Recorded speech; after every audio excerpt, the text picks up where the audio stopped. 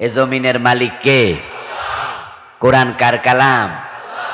তো আল্লাহর কালামের কথা বলতে আল্লাহর জমিনে অন্যের অনুমতি নিতে হবে কেন? যারা অনুমতি নিতে বাধ্য করেছে তারা ছিল অবৈধ দখলকারী, জবরদখলকারী। তাই আল্লাহর সিদ্ধান্ত তাদের উপর পতিত হয়েছে, তারাই দেশ ছাড়া হতে বাধ্য হয়েছেন। যারা মালিক বনে বসেছিল, আল্লাহ তাদেরকে তাদের মালিকানা উৎখাত করলেন। এবারের যে বিপ্লব, সেটা কিন্তু কোনো মানুষ করেনি, করেছেন কে? হ্যাঁ, এবার আল্লাহর উপর আমাদের ঈমান কিন্তু আগের চেয়ে একটু বাড়ছে। এবং যারা বিএনপি করে হেরারও বাড়ছে। হেরাও কয় যে হ্যাঁ, এবার আমরা করি নাই। জামাত ইসলাম, নেজামে ইসলাম সবাই বলে যে এবারের বিপ্লব আমরাও করি নাই। ছাত্ররাও বলবে না যে আমরা করছি, কারণ ছাত্রদের কর্মসূচিতে এই সরকার পদত্যাগ, পালিয়ে যাওয়া, এটা শুরুতে ছিলই না, ছিল কোটা সংস্কার, ঠিক না? ছাত্ররা কি সরকারের বিরুদ্ধে আন্দোলন শুরু করছিল? সরকারের পদত্যাগ, পালিয়ে যাওয়া তো দূর কি বাত, বহু দূরের কথা। ওদের আন্দোলনের কর্মসূচি তো এটা ছিল না। ওরা বলছে আমরা চাকরিতে একটু কোঠা চাই, অর্থাৎ আমাদের সামান্য কোটা থাকুক, বাকিটা বাদ যাক, একটু সংস্কার চাই। কিন্তু ছোট্ট গামাসি চুলকাইতে গেলে এটাই যে এক পর্যায়ে ক্যান্সার হইয়া মইরা যাবে, এটা ওরাও ভাবে নাই, যারা ফালাইছে তারাও ভাবে নাই। কোটা সংস্কার আন্দোলন রূপ নিল 9 দফা। 9 দফা থেকে এক পর্যায়ে আসলো কয় দফা? ওই 1 দফা আন্দোলনের দফাটা কি ছিল? সরকার পালিয়ে যাক না পদত্যাগ? তো সরকার পালাইলো কেন? ওরা কি পালাইতে কইছে? আমরা কি কইছি? আমরা বলবো কেন? কারণ দেশটা তো ওদেরও, দেশটা আমাদেরও। আর যারা জন্মগতভাবে দেশের নাগরিক, কানা হোক, ল্যাংড়া হোক, খোঁড়া হোক, এই দেশে জন্ম নিলে দেশে থাকার অধিকার তার আছে। এটা আল্লাহর দেয়া অধিকার, নাগরিকত্ব। আপনি এটা বলতে পারেন না যে আপনি দেশ থেকে চলে যান।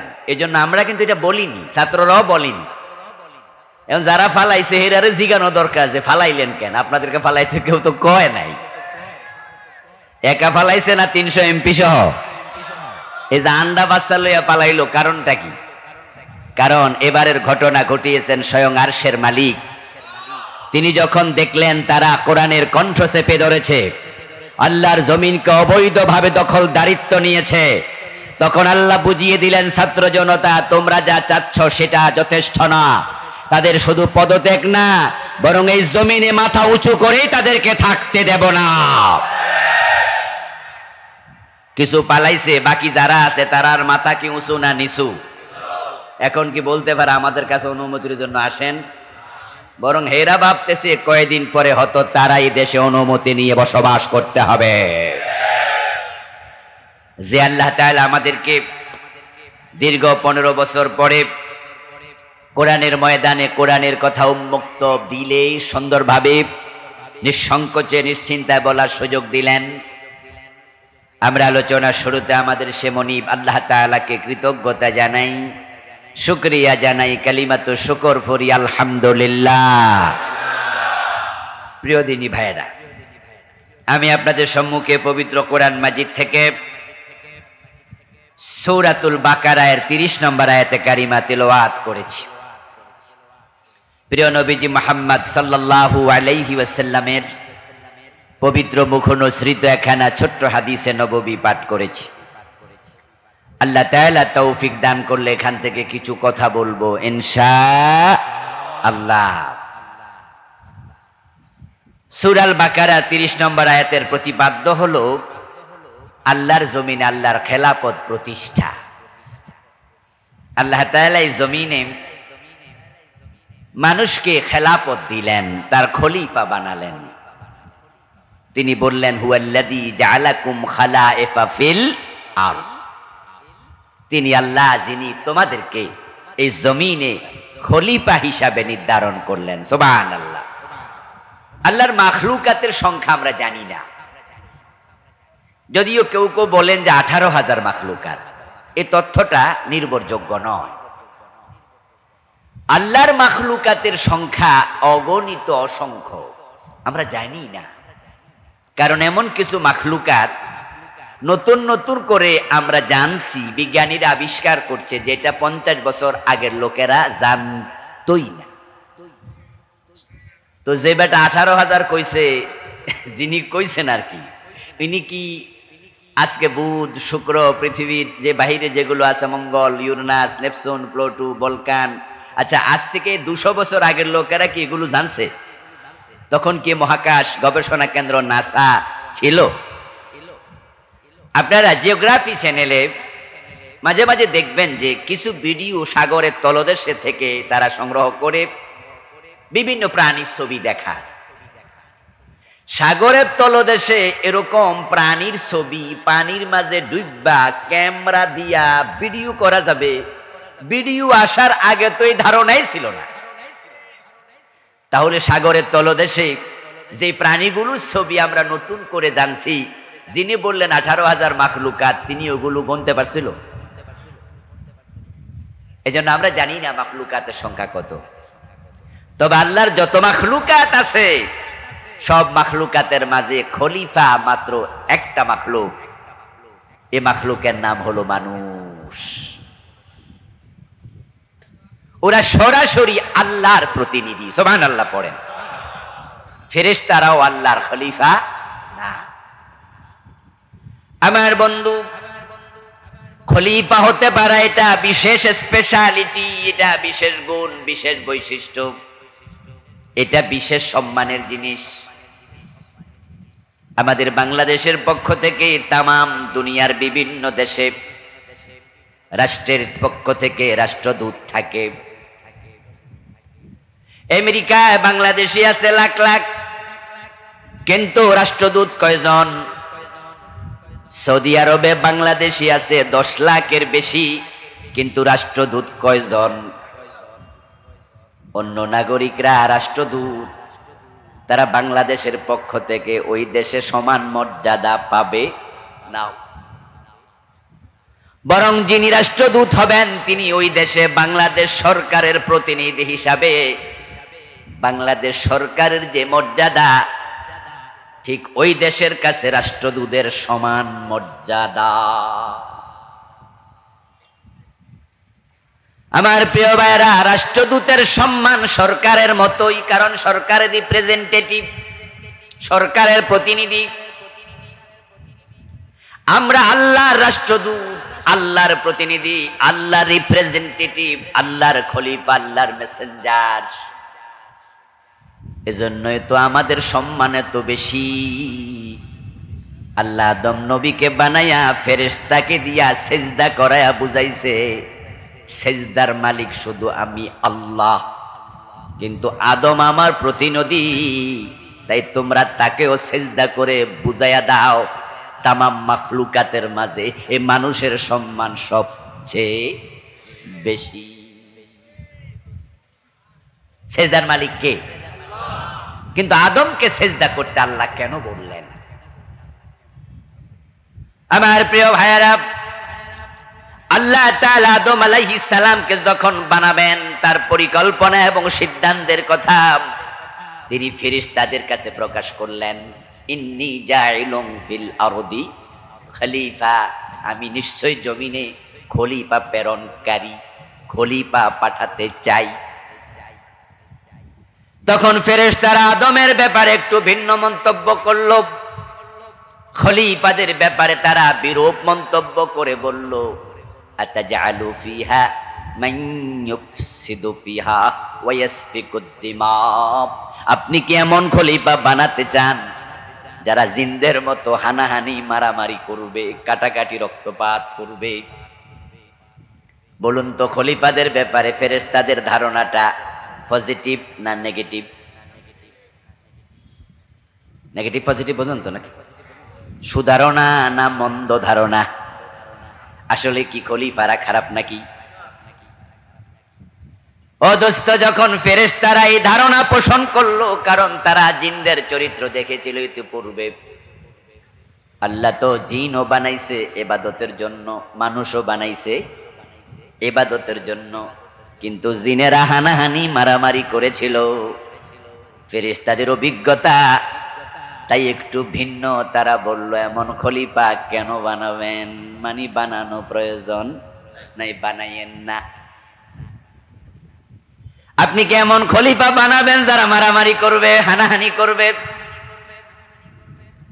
আল্লাহ শুকরিয়া, আল্লাহ শুকরিয়া, আমরা আল্লাহ তাআলার সম্মান রেখেছি। যদি দুনিয়ায় সবগুলো মানুষ হানাহানি মারামারি করত, কাটাকাটি করত, আল্লাহর গোলামি না করত, তাহলে ফেরেশতাদের কাছে আল্লাহর যে বড় কথা না, আমি কেন বানাই আমি জানি, তোমরা জানো না, আমাদের পক্ষে যে আল্লাহ অবস্থান নিলেন সেটা প্রশ্নবিদ্ধ হতো। কিন্তু আল্লাহর মেহেরবানি, আল্লাহর কথার বাহিরে এক চুলো লড়ে না, লড়তে চায় না, বরং আল্লাহর কথা মেনে প্রয়োজনে আল্লাহর জন্য জীবন দেবে এমন খলিফাও আছে না নাই? তাই তো যখন মানুষগুলো লাব্বাইক আল্লাহুম্মা লাব্বাইক বলতে বলতে আরাফার ময়দানে হাজির হয়, তখন আল্লাহ তাআলা ফেরেশতাদেরকে ডাকেন, ডেকে বলেন, দেখো দেখো দেখো, উনজুরু ইলা ইবাদি আতাউনি,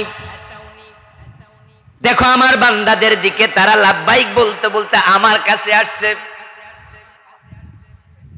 সবগুলো মানুষ সাদা কাপড় পরে একটা কথাই বলছে, লাব্বাইক আল্লাহুম্মা লাব্বাইক লা শারীকা লাকা লাব্বাইক।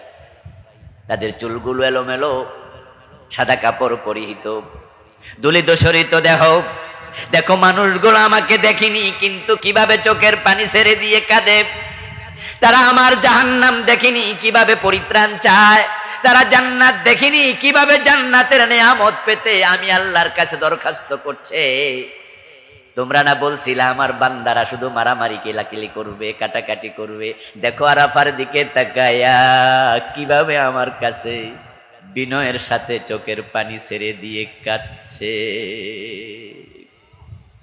আল্লাহ গর্ব প্রকাশ করেন তার এই বান্দারগুলো যখন আল্লাহর কাছে বিনয়ী হয়, তার যে দিকে তাকিয়ে। আমার প্রিয় ভাইয়েরা, ফেরেশতারা বলল তারা হানাহানি মারামারি করবে। অতটুকু বলার পর তারপর বলতেছে, নাহানু নুসাব্বিহু বিহামদিকা ওয়া নুকাদ্দিসু লাক।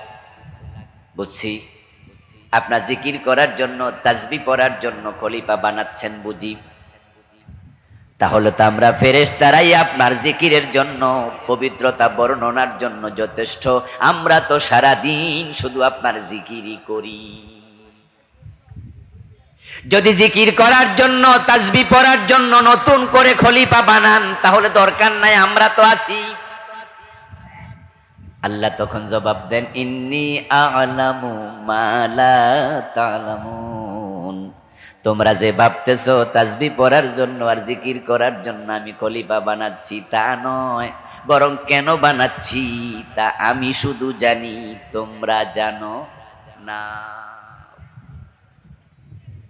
আল্লাহ খলিফা বানালেন ফেরেশতাদের বাধা এবং তাদের বিরূপ প্রতিক্রিয়া উপেক্ষা করে। বানানোর পরে বললেন, আমি কেন বানাই সেটা আমি জানি, তোমরা জানো না। হ্যাঁ, ফেরেশতারা এটা জানে না, কিন্তু আমরা যারা খলিফা, আল্লাহ আমাদের কেন বানালেন আমাদের জানা দরকার আছে না নাই? কিন্তু বাংলাদেশের খলিফা যারা, তারা নিজেরাই তো খেলাপথ, অনেকেই বোঝে না, খলিফা শব্দটাও বোঝে না, বরং তারা টেইলার রে খলিফা বানিয়ে রাখছে। ঠিক না? শব্দের অপব্যবহার কাকে বলে? আল্লাহ শব্দের কত দাম দিলেন, আর বাংলাদেশের লোকেরা টেইলার রে কয় খলিফা। কিছু কিছু জায়গায় পোলাপানের সুন্নতে খতনা করে, হেরারও কয় খলিফা। কোথায় নামাইছে শব্দকে? অথচ আল্লাহ তাআলা এমন ওয়াইটফুল শব্দ আপনাকে আমাকে দিলেন, তারপর তিনি এবার জানান দিলেন খেলাফতের কাজ কি। এজন্য নবী পাঠালেন, রাসূল পাঠালেন, কিতাব পাঠালেন।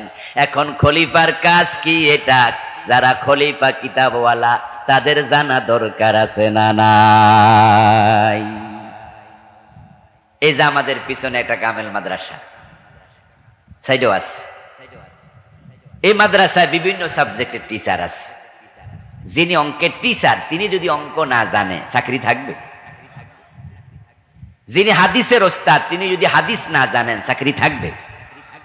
আল্লাহ কেন খলিফা বানায়? ফেরেশতারা জানে না, কোনো অসুবিধা নেই, কিন্তু যারা খলিফা তাদের জানতেই হবে, না হয় তোমার খেলাফত থাকবে না। আল্লাহ আমাদের খলিফা বানালেন, কিন্তু আজকের এই মানুষগুলো আল্লাহর খলিফা পরিচয় দেওয়ার চেয়ে পীরের খলিফা পরিচয় দিয়া মজা বেশি পায়। তারা নিজেদেরকে বিভিন্ন দরবারের খলিফা পরিচয় দিতে চায়। আমাকে অমুক পীর খেলাফত দিছে, আমি অমুকের খলিফা। ও দোস্ত, তুমি অমুক পীর থেকে খেলাফত পেয়েছ, অমুক তোমাকে খেলাফত দিয়েছে, অসুবিধা নাই, তুমি খলিফা পরিচয় দাও। কিন্তু আমার প্রশ্ন তোমার কাছে, খেলাফত আগে দিছে পীর না আগে দিছে আল্লাহ? বিচিত্রই মানুষ, তারা পীরের খলিফা পাইয়া পীরের মতো হয়, আল্লাহর খলিফা পাইয়া আল্লাহর রঙে রঙিন হতে রাজি হয় না। যেই পীর ঢোল বাজায় তার খলিফা ঢোল বাজায়, যেই পীর কল্লিয়ালা জামা গায়ে দেয় তার খলিফা কল্লিয়ালা জামা গায়ে দেয়, যে পীর পাস করলে টুপি মাথায় দেয় তার খলিফা পাস করলে টুপি মাথায় দেয়, যে পীর লাপায়া জিকির করে তার খলিফা লাপায়া জিকির করে। দেখবেন পীরের মাঝে আর খলিফার মাঝে 100% মিল। কিন্তু যে আল্লাহ খেলাফত দিল তার এই কোরআনটার আলোকে সমাজ দেশ নিজে সাজার জন্য খলিফাদের কোনো আয়োজনই নেই। আর যারা আল্লাহর খলিফা তাদের সম্মান এত বেশি এত বেশি, যেটা আল্লাহ তাআলা ফেরেশতাকে দিয়ে সিজদা দেওয়া প্রমাণ করলেন শুরুতেই। আল্লাহ তাআলা তামাম দুনিয়ার পৃষ্ঠদেশ থেকে মাটি সংগ্রহ করলেন, 60 হাত লম্বা, 60 গজ, 60 জেরাব, 60 গজ লম্বা, 60 গজ 120 হাত, বিশাল বড়িওয়ালা আদম বানালেন। আদমের দেহে যেদিন আল্লাহ রূহ ফুঁকে দেবেন, সেদিন আল্লাহ যত ফেরেশতা তৈরি করছেন সব ফেরেশতাকে উদ্বোধনী অনুষ্ঠানে দাওয়াত দিছেন, সবাই যাও আদমের চারপাশে গিয়ে দাঁড়াও। ফেরেশতারা এসে দেখে আদম আলাইহিস সালামের বডিটা মাটির মাঝে শোয়া, মিন সালসালিন কাল ফাখার, ওই বডিটা রোদের তাপে শুকাইয়া এর মাঝে আওয়াজ করলে ঠন ঠন করে আওয়াজ হয়, এমন শুকনা বডি, বিশাল লম্বা শুয়ে আছে। তারা চারপাশে দাঁড়াইছে। আল্লাহ তাআলা আদম আলাইহিস সালামের উদ্বোধনী অনুষ্ঠানে সব ফেরেশতাকে হাজির করে তাদের চোখের সামনে আদমের দেহের ভিতরে রূহ ফুঁকে দিয়েছেন। সুবহানাল্লাহ। যখনই আদম আলাইহিস সালামের দেহের মাঝে রূহ আসলো, 1 সেকেন্ডের ভিতরে মাটির দেহ রক্ত মাংসের দেহে পরিণত হয়ে গেল। আদম আলাইহিস সালাম শোয়া থেকে উঠে দাঁড়ালেন। ফেরেশতারা তাকায়া আছে, জিবরিল আমিন সহ একজনও বাদ নাই, সবাই হাজির। আল্লাহ পাক রব্বুল আলামিন আদম আলাইহিস সালামকে যখন তাদের সামনে জীবিত করলেন, রূহ ফুঁকে দিলেন, তারা তো সবাই তাকিয়ে আছে, কিন্তু তাদের ধারণা আদমের ব্যাপারে নেগেটিভ। আল্লাহ এটা জানেন, তাই তিনি মুহূর্তের ভিতরে যত এলেম আছে আল্লাহর কাছে এই দুনিয়ার মাখলুকের জন্য, ওয়া আল্লামা আদামাল আসমাআ কুল্লাহা, মুহূর্তের ভিতরে আদমকে সব এলেম শিখাইয়া দিলেন। যত এলেম দরকার সব এলেম আল্লাহ দিলেন, যতটুকু দরকার আল্লাহ যা প্রয়োজন মনে করলেন। আদম হয়ে গেল মুহূর্তের ভিতরে মহাজ্ঞানী। অথচ ওনার বয়স কয়েক মিনিট, মাত্র ফেরেশতাদের সামনে শোয়া থেকে উঠে দাঁড়ালেন মাত্র। এবার আল্লাহ তাআলা ফেরেশতাদের দিকে তাকালেন, সুম্মা আরাদাহুম আলাল মালাইকাতি, ফেরেশতার দিকে তাকায়া ফাকাল আম্বিউনি বিআসমাই হাউলা। ও আমার ফেরেশতারা, বলো তো এটার নাম কি, ওটার নাম কি, ওটার নাম কি। কিছু জিনিস সামনে উপস্থাপন করে আল্লাহ বলে তার নাম আমাকে তোমাদের বলতে হবে, বলো দেখি জানো কি। ফেরেশতারা জবাব দেয় লা ইলমা লানা ইল্লা মা আল্লামতানা। আল্লাহ এগুলোর নাম তো আপনি আমাদের শিখান নাই, তাই আমরা এগুলো জানি না। ঠিক আজকে আমরা যেভাবে এখানে বসে আছি, আমাদের মাথার উপরে সামিয়ানা, আমাদের নিচে বিছানা, আমার সামনে মাইক, আপনাদের সামনে আছে লাইট বাতি বাঁশ কত কিছু। যেখানে আদম রে বানাইছে সেখানে কি বিভিন্ন মাখলুক ছিল না? আল্লাহ বলে এটার নাম ওটার নাম কি বলো। ফেরেশতারা কই জানি না। এবার আল্লাহ তাআলা আদমের দিকে তাকালেন। قال يا آدم أنبئهم بأسمائهم। আদমের দিকে তাকায় বলে আদম, তারা তো নাম বলতে পারলো না, এবার তুমি তাদেরকে এই বস্তুগুলোর নাম জানায়া দেও। আদম আলাইহিস সালাম বলতে শুরু করলেন, এটার নাম সামিয়ানা, এটার নাম বিছানা, এটার নাম মাইক, এটার নাম ঘড়ি, এটার নাম মোবাইল, এটার নাম এই, ওটার নাম এই। তাফসীরে মাখলুক সেখানে ছিল, সবগুলোর নাম বলতে বলতে এবার ফেরেশতাদের নাম বলা শুরু করলেন। উনি জিবরিল, উনার নাম মিকাইল, উনার নাম ইসরাফিল। ফেরেশতারা তো আশ্চর্য, বয়স হলো কয়েক মিনিট, এত কিছু জানলো কেমনে? জানাইছে কে? জানাইছে কে? কেন জানালেন? কারণ হলো দুনিয়ার মাখলুকের একটি অভ্যাস আছে, মানুষের মাঝেও এটা আছে, সেটা হলো যে জানে বেশি তার সম্মানও একটু বেশি। 4-5 জন লোক আপনারা এক জায়গায় বসছেন, 4 জন 4 এলাকার মানুষ, কেউ কাউকে চিনেন না। যেই কোনো একটা বিষয় নিয়ে আলোচনা হচ্ছিল, তখন আপনাদের মাঝে কোনো একজন সে ওই বিষয় সম্পর্কে এমন কিছু তথ্য দিল যেটা বাকি 3 জনে জানে না। যখন সে ওই বিষয় সম্পর্কে নতুন নতুন কথা বলতে থাকবে, দেখবেন যে বাকি 3 জন চুপ হইয়া তার কথা মনোযোগ দিয়ে শুনতে শুরু করবে।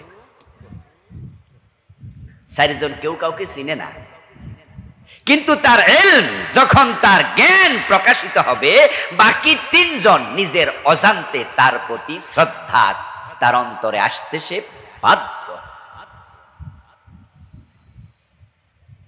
লোকমান আলাইহিস সালামের নাম আপনারা সবাই শুনেছেন, লোকমান হাকিম, শুনেন নাই? যার নামে সূরা লোকমান। উনি ছিলেন কালো মানুষ, আকৃতিতে বেটে, নাক ছিল মোটা, চেহারা ছিল ফাটা, পা ছিল মোটা মোটা। ছিলেন তিনি দাস, বাবাও ছিল দাস। জীবনের প্রথমে ছিলেন রাখাল, পরে হয়েছেন কার্পেন্টার, এই ফার্নিচার মিস্ত্রি। একজন দাস, কালো গোলাম, রাখাল, একবারে সামাজিক কোনো মর্যাদা নাই, কিন্তু তার নামে কোরআনে সূরা নাজিল হলো। হযরত দাউদ আলাইহিস সালামের যুগে এই লোকমানকে তারা বিচারপতির আসনেও বসাইছিল। ওনার জীবনীতে পাওয়া যায় আল্লাহ এমন এলেম দিছে, তার এলমের কারণে ওই যুগে তিনি যেখানে বক্তৃতা দিতেন, তৎকালীন সময়ের যত পণ্ডিত ছিল সবাই ছাত্র হয়ে তার মজলিসে বসে তার বক্তৃতা শুনত। এজন্য তাকে লোকমান হাকিম নামে সবাই চিনে। কোরআনে আল্লাহ বলেছেন, ওয়াতাইনা লোকমান আল হিকমা। আল্লাহ বলছে আমি লোকমানকে জ্ঞান বিজ্ঞান দিছি, এলেম দিছি, হিকমা দিছি। ফেরেশতাদের সামনে হযরত আদম আলাইহিস সালাম যখন এই বিষয়গুলো বলতে শুরু করলেন, ফেরেশতাদের অন্তরের ভিতরে আগে যে নেগেটিভ চিন্তা ছিল এখন সেটা নাই, চেঞ্জ হতে শুরু। আল্লাহর কি চমৎকার সুন্নাহ! আল্লাহ জোর করে কিছু করে না, সিস্টেমে করে। সুবহানাল্লাহ পড়েন। সিস্টেমে করে। আল্লাহ ফেরেশতাদেরকে শুরুতে বলতে পারতেন আদমরে সিজদা করো, ফেরেশতারা আল্লাহর কথার বাহিরে চলে না, এটা তাদের স্বভাবে নাই। তারা আল্লাহর আদেশ মেনে সিজদা নিশ্চয়ই করতেন, কিন্তু সিজদাটা যখন করতেন তখনও তাদের অন্তরে আদমের ব্যাপারে নেগেটিভ চিন্তাটাই থাকতো। কিন্তু আল্লাহ আগে চাইলেন অন্তর থেকে নেগেটিভ চিন্তা দূর করে শ্রদ্ধা তৈরি হোক। সুবহানাল্লাহ পড়েন। আদম আলাইহিস সালাম যখন সব কিছুর নাম বলতে শুরু করে দিলেন, ফেরেশতাদের অন্তরে চিন্তা আসলো, ওরে বাবা রে বাবা, 3-4 মিনিট বয়স, এত কিছু জানে কেমনে? দেখতে সাইজে ছোট, কিন্তু বুঝ খুব ভালো। তখন মানুষ কয় দান্না মরিচ, কয় না, ওরে বাবা রে, সাইজে ছোট হইলে কি হয়েছে, বাবা কি দানা জানে রে। আদম আলাইহিস সালামের ব্যাপারে ফেরেশতাদের অন্তরে যখন শ্রদ্ধা তৈরি হয়ে গেল, এবার আল্লাহ তাআলা বলতেছেন উসজুদু লি আদম, তোমরা সবাই মিলে আদমকে সিজদা করো। ফাসাজাদাল মালাইকাতু কুল্লুহুম আজমাউন, আদমকে জিবরিল আমিন সহ সব ফেরেশতা একসাথে সেজদা করলো। আল্লাহ ফেরেশতা দিয়ে সেজদা করায়া প্রমাণ করায়া দিলেন আদমের সম্মান আল্লাহর কাছে ফেরেশতার চেয়েও বেশি। কারণ হচ্ছে আদম কার খলিফা? একটু জোরে বলেন, কার খলিফা? আদম আল্লাহর খলিফা, তাই তার সম্মান সব মাখলুকের উপরে। ও প্রিয় ভাইরা, আদম আলাইহিস সালাম একাই সম্মানিত নন, কারণ তিনি একাই খলিফা নন, আমরাও খলিফা। হুয়াল্লাযী জাআলাকুম খালাইফা ফিল আরদি, তোমাদেরকে আল্লাহ খলিফা বানাইছে, আমরাও সবাই আল্লাহর খলিফা। এজন্য আল্লাহ বলছে ওয়ালাকাদ কাররামনা বানি আদম, আমি আদমের সন্তানদেরও সম্মান বাড়াইয়া দিছি। এই আদম সন্তান যখন কোরআন শিখার জন্য মাহফিলে যায়, কোরআন হাদিস শিখার জন্য মাদ্রাসা যায়, মসজিদে যায়, ইলমের মজলিসে যায়, আমি ফেরেশতাদেরকে বলি তাদের পায়ের নিচে তোমাদের পাখাগুলো বিছিয়ে দাও। ফেরেশতারা আপনাদের পায়ের নিচে তাদের পাখা বিছায়। মানুষের সাথে যখন ফেরেশতাদের দেখা হবে মানুষের মৃত্যুকালে, আমরা সবাই ফেরেশতা দেখবো, আমরা দেখবো আজরাইলকে, মালাকুল মাউত, যার ভয়ে আমরা অস্থির হয়ে আছি। যদি আপনি আল্লাহর খলিফা অবস্থায় মারা যেতে পারেন, আজরাইল এসে প্রথমে আপনাকে সম্মান জানায়া সালাম দিতে বাধ্য হবে। আল্লাহর অর্ডার হলো আমার খলিফার কাছে গিয়ে প্রথমে সালাম দিও। الذين تتوفاهم الملائكة طيبين يقولون سلام عليكم। সুবহানাল্লাহ পড়ে। যারা তৈয়িবিন অবস্থায় থাকবে, পবিত্র অবস্থায়, কালেমাওয়ালা অবস্থায়, খলিফা অবস্থায় মারা যাবে, ইয়াকুলুনা সালামুন আলাইকুম, ফেরেশতা এসে সালাম দেবে। ও দোস্ত, শুধু সালামই দেবে না, আপনাকে সসম্মানে ইজ্জত দিয়া তারপরে আপনার জান কবজ করে জান্নাতি রেশমি কাপড়ে ঢুকাইয়া ইল্লিনে নিয়ে যাবে। আবার যখন কিয়ামত হবে, আল্লাহর বিচারের পরে যখন যেদিন আল্লাহ জান্নাত দেবেন আপনাকে, তখনও ফেরেশতারা সালাম দিতে দিতে জান্নাতে ঢুকাবে। ওয়াসিকাল্লাযীনা তাকাউ রাব্বাহুম ইলাল জান্নাতি যুমারা إذا جاءوها وفتحت أبوابها وقال لهم خزنتها سلام عليكم। সুবহানাল্লাহ। এমন সম্মান আল্লাহ দিয়েছে, আল্লাহরে খলিফা, এই মুমিন বান্দাগুলোর সম্মান আল্লাহর কাছে শুধু ফেরেশতা নয়, আল্লাহর কাবার চেয়েও বেশি। সুম্মা রাদাদনাহু আসফালা সাফিলিন। বাকি ওয়াজও শুনেন, এখন তো খুশির ওয়াজ চলছে। কিছুক্ষণ পরে দেখবেন খেলাফত যার নাই তার অবস্থা কোথায় গেছে, এবং সেটা আলোচনার মূল অংশ হবে। কারণ বাংলাদেশের অধিকাংশ মানুষ তাদের নাম আল্লাহর খলিফাদের কাতারে নাই, এগুলো বাদ পড়ে গেছে। আর সেখানে যদি আপনি থাকেন, আপনাকে আজকে তাওবা করে বাড়ি যাওয়া উচিত। কারণ আল্লাহর খলিফাদের কাতারে নাম থাকবে না, ওই অবস্থায় মৃত্যু হলে ফেরেশতা জাহান্নামের চাবুক দিয়া পিটাইয়া পিঠের চামড়া তুলে ফেলে তারপরে মৃত্যু দেবে, উপায় নাই। আল্লাহর কাছে মুমিন আল্লাহর খলিফার দাম এত বেশি, আল্লাহর কাবার চেয়ে বেশি। ইন্নাল্লাযীনা আমানু ওয়া আমিলুস সালিহাতি উলাইকা হুম খায়রুল বারিয়া। মানুষের সম্মান, এই মুমিনদের সম্মান কাবার চেয়ে বেশি। তার প্রমাণ সূরা বাইয়ানার এই আয়াত, উলাইকা হুম খায়রুল বারিয়া। বারিয়া মানে মাখলুক, যারা ঈমানওয়ালা, আমলওয়ালা, খেলাফতওয়ালা, খলিফা। আল্লাহ সূরা বাইয়ানার মাঝে বলছে তারা আমার সৃষ্টির মাঝে সেরা। কাবা কি খালেক না মাখলুক? আলেমরা কথা বলেন, কাবা খালেক না মাখলুক? খালেক কে? খালেক কে? তাহলে কাবা কি খালেক না মাখলুক? মাখলুক হলো সৃষ্টি, আর মানুষ হলো সৃষ্টির মাঝে সেরা। এজন্যই তো যখন কাবা বিজয় হলো, মক্কা বিজয় হলো, কাফেরদের হাত থেকে মুসলমান কাবা দখল করলো মক্কা বিজয়ের দিন, তখন বেলালে হাবশিকে রাসূল বলেছেন কাবার ছাদে উঠে আজান দেও। হযরত বেলাল রাদিয়াল্লাহু তাআলা আনহু কাবার ছাদে উঠেছিলেন। আচ্ছা, কাবার ছাদে যখন বেলাল ওঠে, বেলালের পাটা কইছিল কি? কইছিল? তাহলে বেলালের পা কাবার ছাদে, কাবার ইজ্জত কমে নাই। যদি মানুষের সম্মানের চেয়ে কাবার সম্মান বেশি হতো, রাসূলুল্লাহ বলতেন ছাদে উঠিও না, এতে কাবার অপমান হবে।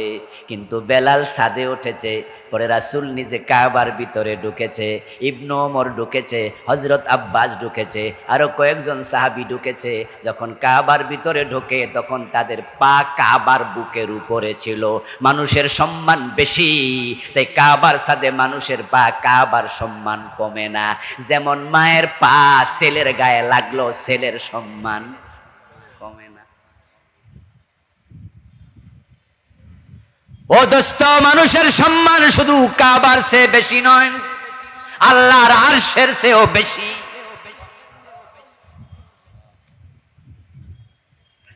আরশ খালেক না মাখলুক? বলেন না, কথা বলেন না। আরশ খালেক না মাখলুক? তো মানুষ হচ্ছে মাখলুকের মাঝে সেরা, খায়রুল বারিয়া। আরেকটি প্রমাণ হাদিস থেকে শুনুন, যেদিন কিয়ামত হবে সেদিন কিন্তু আরশ থাকবে, কুরসি থাকবে, কাবা থাকবে, জমিন থাকবে, কিন্তু মোমেন থাকবে না। যদি মোমেন বান্দা একজনও থাকে কিয়ামত হবে না। এতে বোঝা যায় মোমেনের কারণে তামাম মাখলুক টিকে আছে।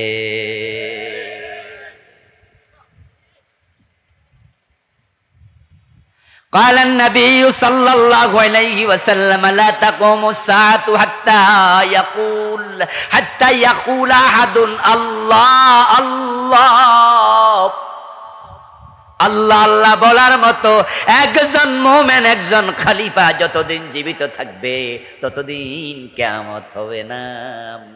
কিন্তু আল্লাহ যখন তাকায় দেখবেন জমিনে আল্লাহ বলার মতো মুমিন আর নাই, তখন আল্লাহ আরশ, কুরসি, লৌহ কলম, আসমান জমিন কিচ্ছু রাখবে না। এত সম্মান আল্লাহ তার খলিফাকে দিয়েছেন, মোমেনকে দিয়েছেন, ঈমানওয়ালা আপনাকে মানুষকে দিয়েছেন, কল্পনাতীত।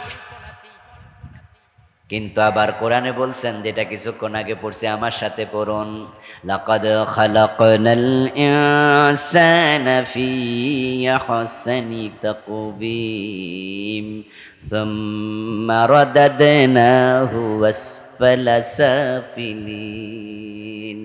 আমি মানুষকে সবচেয়ে সুন্দর বানাইছি, কাররামনা বানি আদম, সম্মানিত করেছি। তারপরে কিছু মানুষকে আমি সৃষ্টির সবার নিচে ফেলে দিয়েছি, আসফালা সাফিলিন, যার নিচে আর কোনো মাখলুক। কিছু মানুষের অবস্থান সৃষ্টির সবার নিচে, শূকর কুকুরেরও নিচে। টয়লেটে যে কীট জন্ম নেয়, পুরান টয়লেটে ময়লার জায়গায় কিছু কীট জন্ম নেয়, কিছু পোকা জন্ম নেয়, যেগুলো রুম করে করে হাঁটে, দেখলে আমাদের ঘৃণা হয়, বমি বমি ভাব হয়, গায়ে লাগলে আমরা দৌড় মারবো। এগুলো কিন্তু মাখলুক। কিছু মানুষ আছে সব মাখলুকের নিচে, এর মানে তারা টয়লেটের কীটের চেয়ে আরো খারাপ।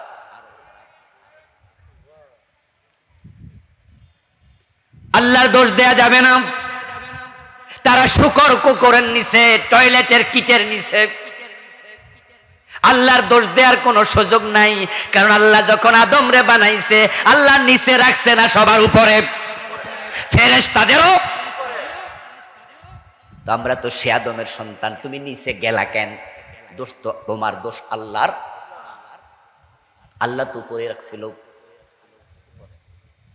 এখন প্রশ্ন হতে পারে, হুজুর এত নিচে আল্লাহ নিল কেন?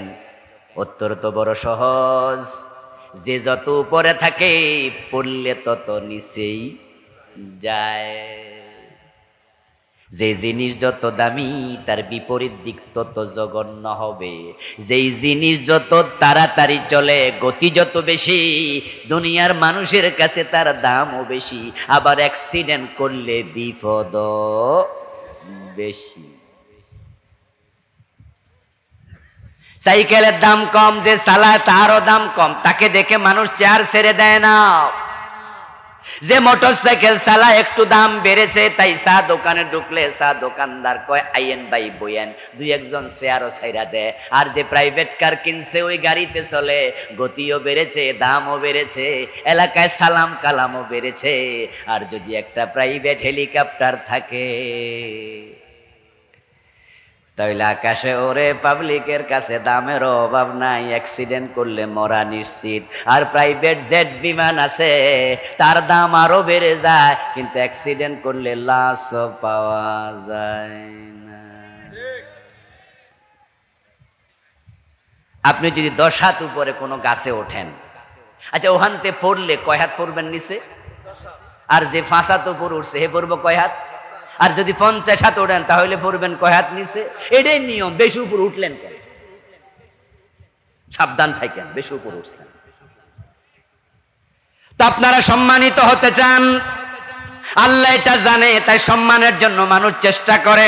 আল্লাহ যেদিন বানাইলেন, আল্লাহ চাওয়ার আগে ফেরেশতা দিয়া সিজদা দেয়া সবচেয়ে বেশি সম্মানের আসনে বসাইয়া দিছে। তোমার চেয়ার মাখলুক সেরা নাই, পড়লে এত নিচে যাইবা, তোমার নিচেও কোনো মাখলুক আর নাই। এই জন্য আল্লাহর বান্দারা খুব সাবধানে থাকেন। কতজন যে নিচে চইলা গেছেন কল্পনা করতে পারবেন না। ওয়ালাউ তারাব ইয ইয়াতাওয়াফাল্লাযীনা কাফারুল মালাঈকাতু ইয়াদরিবুনা উজুহাহুম ওয়া আদবারহুম ওয়া যুকু আযাবাল হারীক। আল্লাহ তাআলা বলছে, ও প্রিয় নবীজি, আপনি যদি দেখতেন কিছু মানুষ এমন যারা ঈমান হারা হয়ে গেল, যারা আর নেক আমলের ধারে কাছে নাই, শিরিক করেছে, কুফর করেছে, নিফাক করেছে, আমার খলিফার কাতারে তার নাম আর নাই। যখন তারা মৃত্যুবরণ করবে, ফেরেশতা যাইয়া জাহান্নামের চাবুক দিয়া চেহারা এবং পিঠের মাঝে পিটাতে পিটাতে জান কবজ করবে। কারণ সে এত নিচে নামছে, যার নিচে আর কোনো মাখলুক নাই। সেখানে কারা নামলো? যারা খেলাপথ হারিয়ে ফেলেছে। এখন খলিফার খেলাপথ কি? মূল আলোচনা এবার আসলাম। মূল আলোচনা হলো খেলাপথ। এটা শুধু নামাজ নয়, রোজা নয়, হজ নয়, যাকাত নয়, জিকির আজকার নয়। কারণ আল্লাহর জিকির করার জন্য আরো কোটি কোটি মাখলুক আছে, কিন্তু খেলাপথের জন্য মানুষ ছাড়া কোনো খলিফা নাই। নামাজ কালাম পড়ে আল্লাহর খলিফা দাবি করছেন, ভুল করলেন। কারণ আল্লাহকে সেজদা দেওয়ার জন্য আরো অনেক মাখলুক আছে, কিন্তু খেলাফত কায়েমের জন্য মানুষ ছাড়া কোনো মাখলুক নাই। আমরা শুধু সেজদা দেই, চন্দ্র তারকা কি সেজদা দেয় না? আন্নাজুমু ওয়াশ-শাজারু ইয়াসজুদান। বলুন আমার সাথে, ফাবিআইয়ি আলাই রব্বিকুমা তুকাজ্জিবান। চন্দ্র তারকা গাছগাছালি আল্লাহকে সেজদা দেয়। সূরা রহমানে আল্লাহ নিজেই বলেছেন তারা সেজদা দেয়, কিন্তু তারা খলিফা না। আলাম তারা আন্নাল্লাহা ইয়াসজুদু লাহু মান ফিস সামাওয়াতি ওয়া মান ফিল আরদ والشمس والقمر والنجوم والجبال والدواب وكثير من الناس। ও নবী, আপনি লক্ষ্য করেননি আল্লাহকে সেজদা দেয় সব মাখলুক?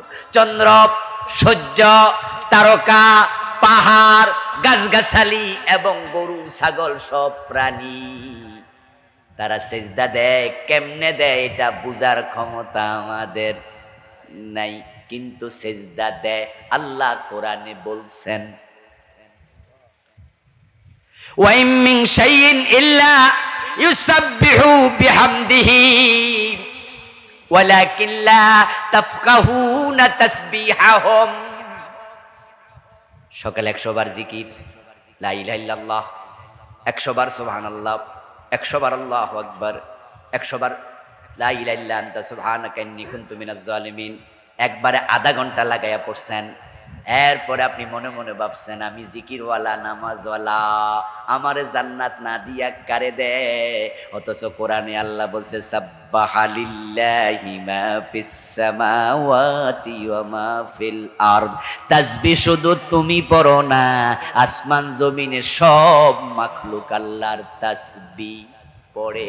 তাসবিহ পড়লে যদি খলিফা হওয়া যেত, গাছগাছালিও খলিফা হতো। ওয়া ইন মিন শাইইন ইল্লা ইউসাব্বিহু বিহামদিহি ওয়ালাকিন লা তাফকাহুনা তাসবিহাহুম। আল্লাহ বলে এমন কোন মাখলুক নাই যে আল্লাহর তাসবিহ পড়ে না, জিকির করে না, তবে তাদের তাসবিহ বুঝার ক্ষমতা তোমাদের নাই।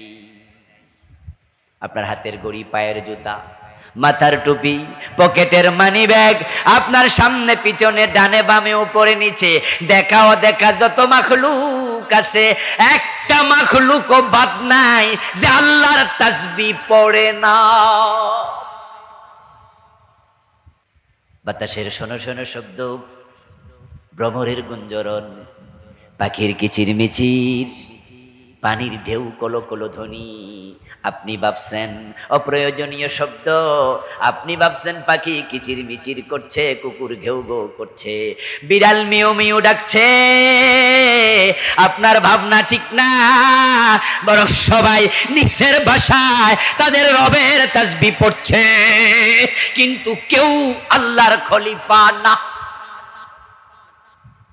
আপনিও জিকির করেন, আপনিও তাসবিহ পড়েন, আপনিও নামাজ পড়েন, ভাবছেন খলিফা হয়ে গেছেন। না দোস্ত, খেলাফতের দায়িত্ব ভিন্ন। খেলাফতের দায়িত্ব হলো রবের আইনে জমিন পরিচালনা করা। আবার বলছি, খেলাফতের দায়িত্ব হলো রবের আইনে তার জমিন পরিচালনা করা। দলিল আল্লাহর কোরআন। আল্লাহ তাআলা বলছেন, ইয়া দাউদ ইন্না জাআলনাকা খলিফাতান ফিল আরদ ফাহকুম বাইনান নাসি বিল হক। ও দাউদ, আমি জমিনে তোমারে খলিফা বানাইছি, তোমাকে দায়িত্ব দিলাম মানুষের মাঝে তুমি হকের আলোকে এই বিধান যা আমি নাজিল করেছি তোমার কাছে, জাবুর, তাওরাত, ইনজিল, আসমানি কিতাব, কোরআন, যে যখন খলিফা তার দায়িত্ব হলো ওই কিতাবের আলোকে বিচার ফয়সালা করা।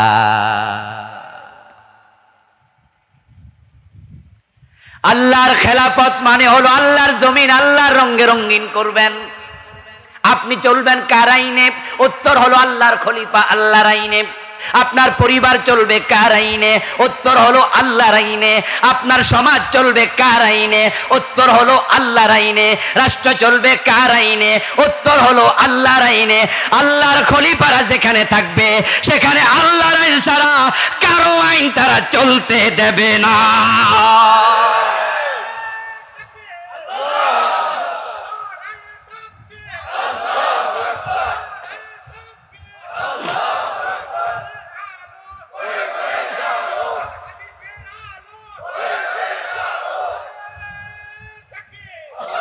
আমার প্রিয় ভাই, ইন্নী জাইলুন ফিল আরদি খলিফা, এই আয়াতের ব্যাখ্যা তাফসীরে তাবারি, তাফসীরে কুরতুবী, তাফসীরে খাজেন, তিনটি তাফসীরের নাম বললাম। 30 নম্বর আয়াতের ব্যাখ্যা যাদের কাছে তাফসীরগুলো আছে বাড়ি গিয়ে দেখবেন, তিনটা তাফসীরে তাফসীরওয়ালারা বিভিন্ন রেফারেন্স দিয়ে লিখেছে আল্লাহ আদমকে খলিফা বানাইছে, হুয়া আউয়ালু খলিফাতিন ফিল আরদ। আদম হলো আল্লাহর প্রথম খলিফা।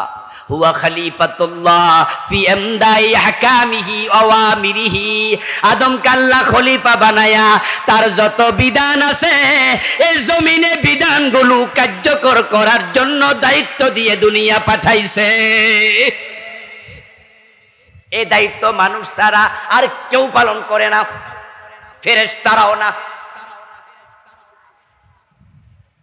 আপনারা যারা আমার সামনে আছেন বলুন তো, আমাদের সবার সাথে ফেরেশতা আছে না নাই?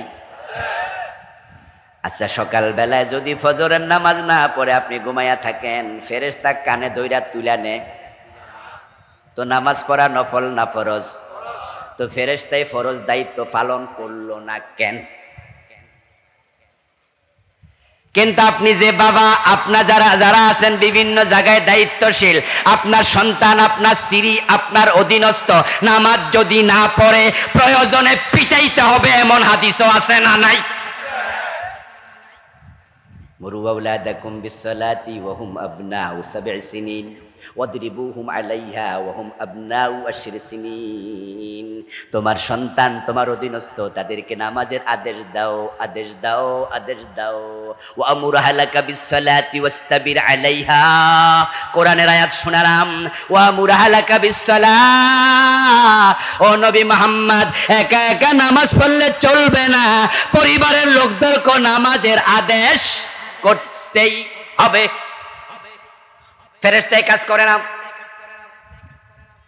আচ্ছা, আমাদের সাথে যে ফেরেশতা আছে, যদি আমরা অন্যায় করার সময়, সিনেমা হলে যাওয়ার সময় ফেরেশতা পিছন দিয়া টাইনা ধরে রাখতো, তাহলে ফোলাপান সিনেমা হলে যাইতে পারতো নি? ফেরেশতা বাধা দিছে কয়দিন? কারণ তারা খলিফা না। এখন আজকের মাঠেও আছে, সমাজে সৎ কাজের আদেশ করে না, অন্যায় বাধা দেয় না, শুধু নিজে নিজে নামাজ রোজা কইরা জান্নাতে যেতে চায়। এমন যারা আছো, তোমার নামও খলিফার তালিকায় নাই।